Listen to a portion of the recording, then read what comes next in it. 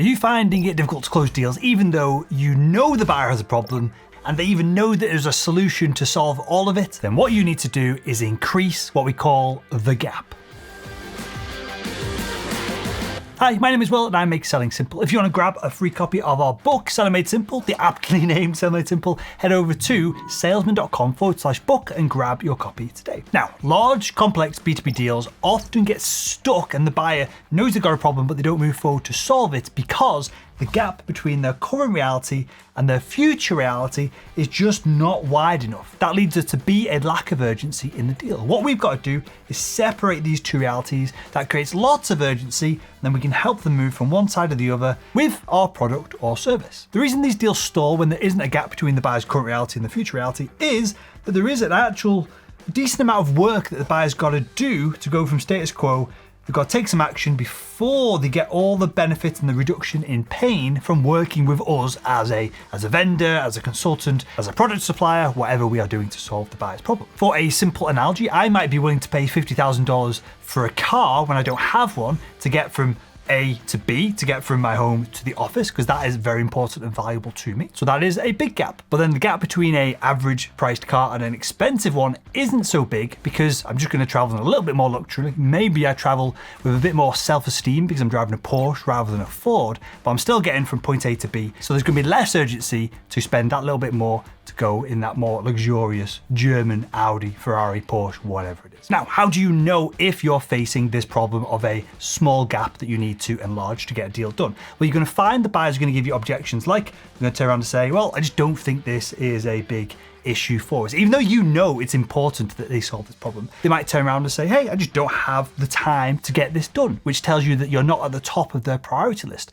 So it might be something that they want to solve at some point in time, but not right now. And again, these are all symptoms that the gap that you're solving, taking the buyer from the current reality to the future reality, is just not big enough. And when the reality gap is small and there's no urgency, buyers are going to try and solve the problem themselves. They're going to try and look for a DIY solution rather than paying to work with you. They're going to give you excuse after excuse, even though they think they might work with you in the future. They're going to lead you on and you're going to have super long deal cycle lengths that are painful for everyone involved. So all of this leads us to the question, how do we extend the gap between the buyer's current reality and their future reality? What do we need to do to drive some urgency in the deal so it gets done? Well, there are 3 steps to this process. First off, we've got to get the buyer to better understand the situation that they're in and potentially how dire it actually is. We want the buyer to understand the real facts of the situation to deal with the logical part of the sales process. What are the numbers, the KPIs, what are they missing out on, what's going wrong right now if we can stick a number to it, or a bit of legislation, or the fact that they're breaking a contract, there's potential legal issues.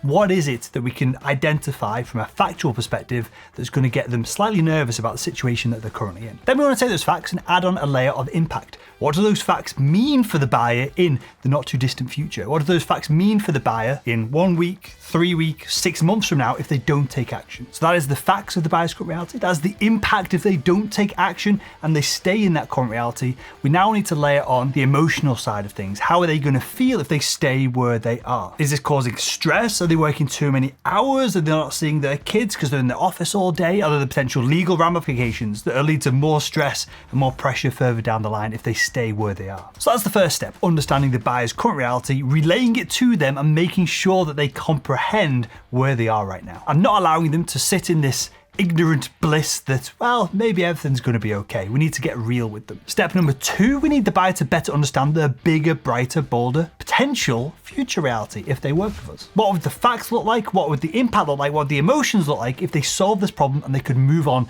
to hopefully something bigger, brighter, bolder, and better? And then once they understand their current reality, the bigger, brighter, bolder future reality that they could be living in, we need to observe what their reaction is. If they start to build a bit more momentum, if they start to ask what the next steps are, okay, you're on the right tracks.